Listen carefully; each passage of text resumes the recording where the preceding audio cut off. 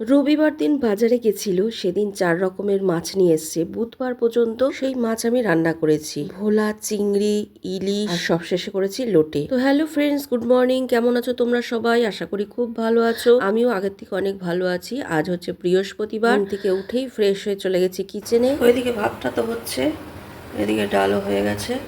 Tomato দিয়ে ডাল করলাম আর সয়াবিন ভিজিয়েছি। সয়াবিনের সঙ্গে ভাবছি ডিমও দেবো। সয়াবিন ডিম দিয়ে একসঙ্গে তরকারি করব। আর ভেন্ডি আর বরবটি একটু সেদ্ধ দেবো। এখানে চা করেছি, চাটা ছেঁকে দেবো। আজকে আর মাছ নেই, তাই ডিমের সঙ্গে সয়াবিন করে নিলাম। ভেন্ডিটা নামিয়ে আমি ডিমটা বসিয়ে দিলাম। ডিমটা ভাজা বসিয়েছি আর এখানে সয়াবিনও সেদ্ধ করে নিয়েছি। আর এদিকে একটু জল বসিয়েছি, কারণ কালকে রাত্রে করেছিলাম খিচুড়ি। কালকে অনেক প্রসাদ এনেছিল, প্রসাদ খাওয়া হয়েছিল। আর যেহেতু আমি ঘরেও খিচুড়ি করেছিলাম, এই খিচুড়িটা রয়ে গেছে, নাহলে খাওয়া হয়ে যেত। তাই এটাই গরম করবো এখন। তো ডিম সোয়াবিন তো আমার রান্না হয়ে গেছে। এমনিতে তো আমাদের দোকান বৃহস্পতিবার বন্ধ থাকে, কিন্তু যেহেতু 15ই আগস্ট সামনে, সেই জন্য আমাদের দোকান খোলা থাকবে। শাশুড়ি মা যাবেন না। তো একটুখানি ব্রেড ছিল, ওটা দিয়ে একটুখানি আমি ডিম টোস্ট করে নিলাম। হাজবেন্ড নিয়ে যাবে টিফিনে। বৃষ্টি পড়ছেই না, সকাল থেকে ঘুরে ঘুরে বৃষ্টি। সোনুকে এগিয়ে দিতে গেল বাস স্ট্যান্ডে আমার হাজবেন্ড। একেবারে ফুল মিষ্টি সবকিছু নিয়ে চলে আসবে। তো রান্না তো আমার হয়ে গেছে, আর খিচুড়িটা যা ছিল গরম করেছি, সোনুকে দিয়েছি। আমি একটু খাবো আর শানের জন্য একটু রেখে দেবো। আর শাশুড়ি মা এখনো ঘুমাচ্ছে, তা আমি ভাবলাম এদিকে ঘর টর ঝাড় দিয়ে ঘরটা মুছে নিই। আজ তো বৃহস্পতিবার, পুজো দিতেও টাইম লাগবে। আর সেদিন দেখো তোমাদের বলছিলাম না আরেকটা পার্সেল আসবে, তো এই ধূপটা আমি অর্ডার দিয়েছিলাম। তো এটা আজকে এসছে পার্সেলটা। কয়েকটা না ওপর থেকে ভেঙে গেছে। যাই হোক, আজকে বৃহস্পতিবার আছে, আজকে এটা জ্বালাবো। তো এইদিকে সকালে তো মিস্ত্রি এসছিল, সে কাজ করছিল। তা মোটামুটি আমাদের চারিদিকে কাজ হয়ে গেছে। আমার হাজবেন্ডকে দেখলাম যে মিস্ত্রির সঙ্গে কথা বলতে বলতে, হিসাব কিতাব করতে করতে ওর অনেক বেলা হয়ে গেছে। মোটামুটি কাজ এখন স্টপ থাকবে। এদিকে আমার পুজোও হয়ে গেছে, যাই ওকে আগে খেতে দিয়ে আসি। মানে অনেকটাই বেলা হয়ে গেছে, প্রায় দুপুর হয়ে গেছে। তার দুপুরের খাওয়া দাওয়া সেরে ও দোকানে গেল। আর সকালবেলা যে বৃষ্টি হচ্ছিল, এখন বৃষ্টিটা কমেছে, এখন রোদ উঠেছে। ও খেয়ে চলে গেল, এদিকে আমরাও খেয়ে নেব।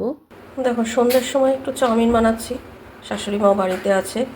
আর শান বললো একটুখানি করো, তাই হালকাই মানে একটু আলু পেঁয়াজ দিয়ে করবো, আর কোনো ভেজিটেবিল দেবো না।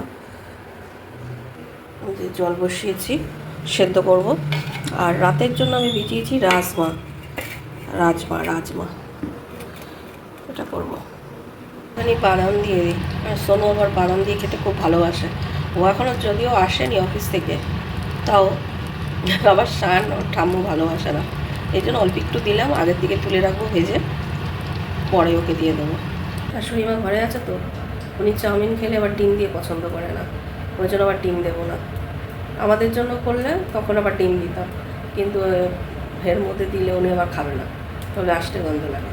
ওই জন্য নিরামিষ করবো, মানে আলু পেঁয়াজ দিয়ে করবো, কিন্তু ডিমটা দেবো না। হয়ে গেছে প্রায়, হালকা হলুদ দিয়েছি। একটু স্যালাডও কেটে নিলাম। আমাদের তিনজন একটা বেড়ে নিলাম,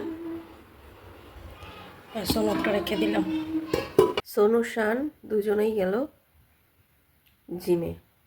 শান আগে গেছে, সোনু আসলো অফিস থেকে, এসে ফ্রেশ হয়ে টিফিন খেয়ে তারপরে বেরোলো ওই 8:30 নাগাদ। তো আমিও এদিকে টিফিন তো করেছি সন্ধ্যাবেলা। তো শাশুড়ি মার জন্য আবার একটু চা করলাম, বললো চা খাবে, একটা নেশা আছে, দোকানে চা খায়। তো চা করলাম। তো চা খেয়ে উনি ঘরে রয়েছে, ওনার ঘরে। আর আমি যাব আবার রাতের রান্না করতে।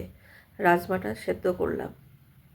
এখন মা বোধহয় রাজমা খাবে না, ভাত আছে, ডিম কাই একটু রয়েছে, মানে সয়াবিন ডিম দিয়ে যেটা করেছিলাম ওটা রয়েছে। আর খিচুড়ি প্রসাদ রয়েছে কালকের।